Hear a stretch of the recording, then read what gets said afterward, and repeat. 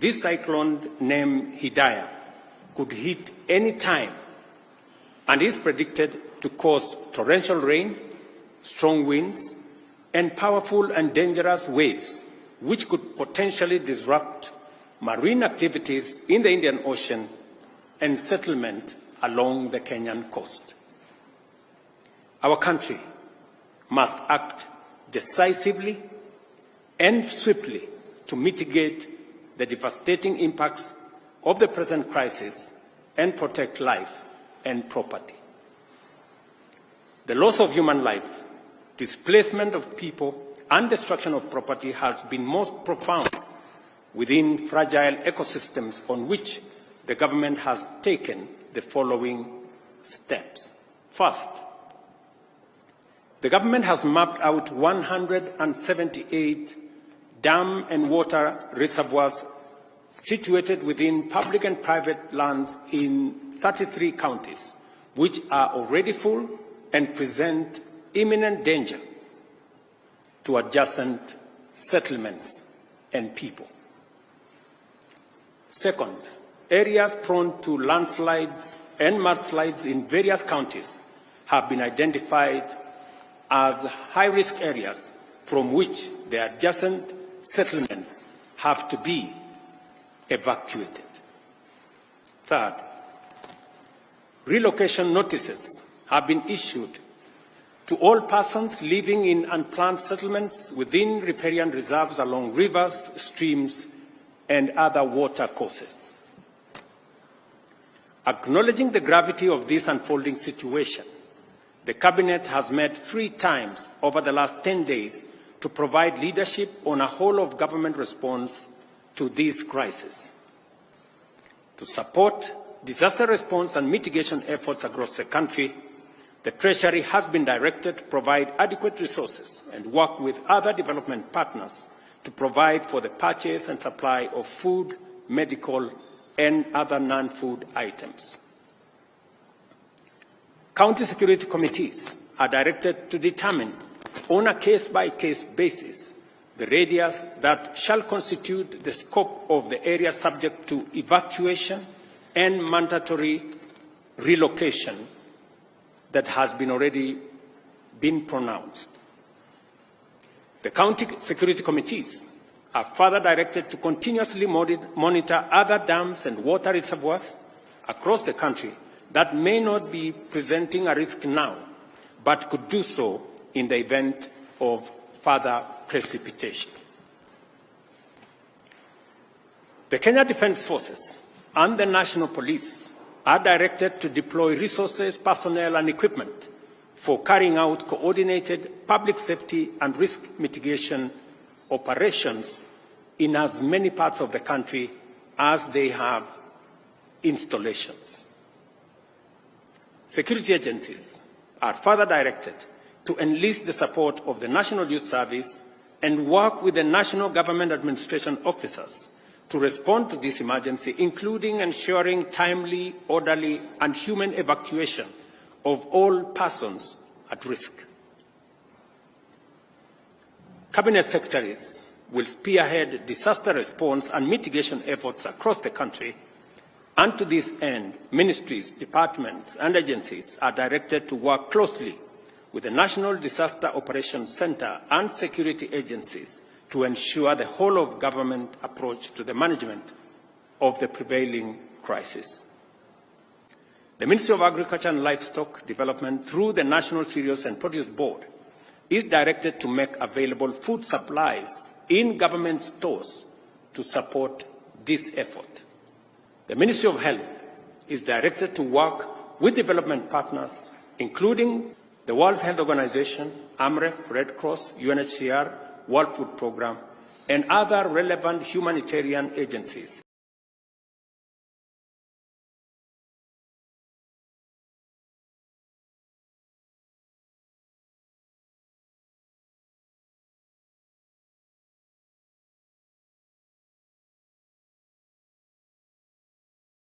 to mobilize resources and logistical support to avail essential drugs, food, other medical supplies to those affected.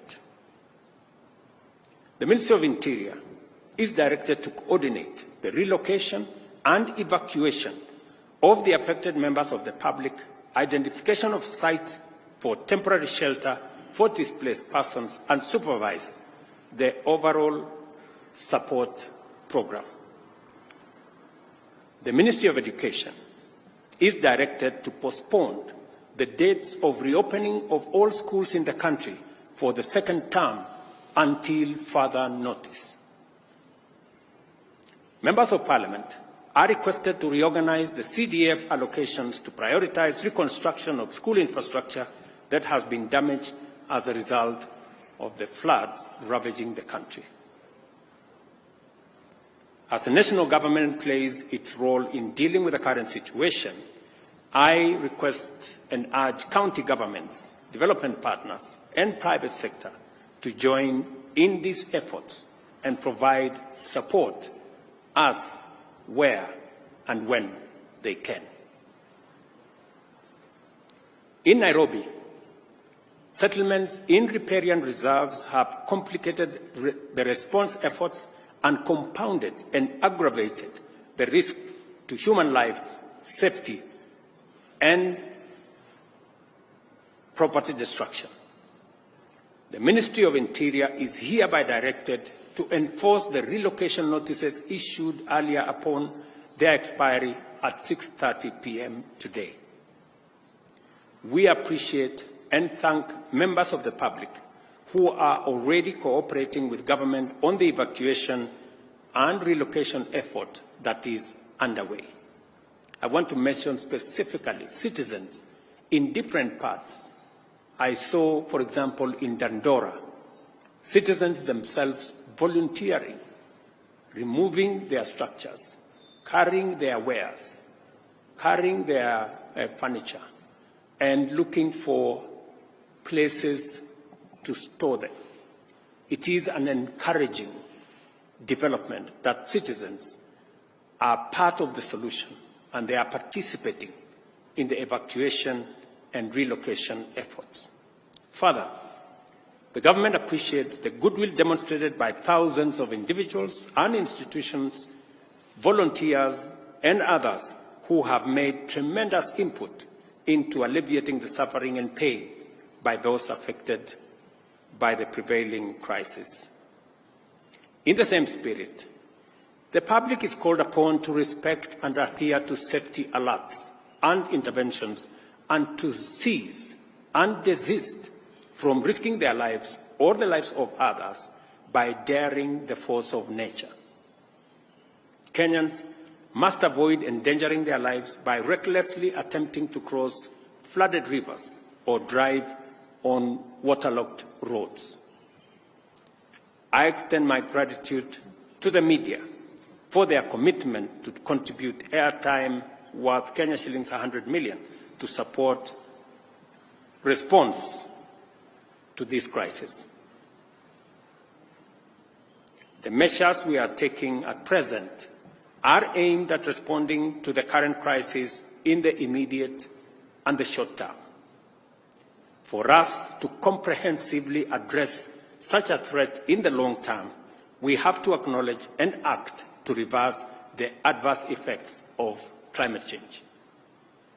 The current unprecedented crisis of floods that our country is experiencing, as well as the recent devastating drought our country faced, the worst in 40 years after 5 consecutive failed rains, is a direct consequence of our failure to protect our environment, resulting in painful effects of climate change as we are witnessing today. Our country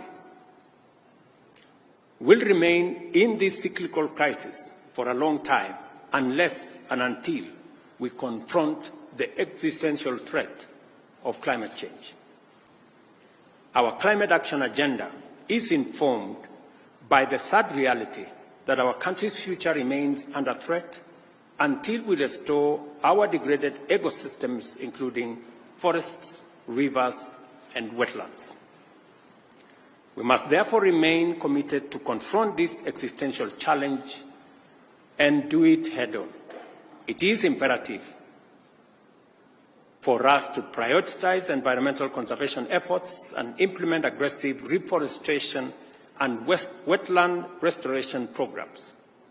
Scientific evidence indicates that restoring our natural habitats is our best defense against escalating weather extremes.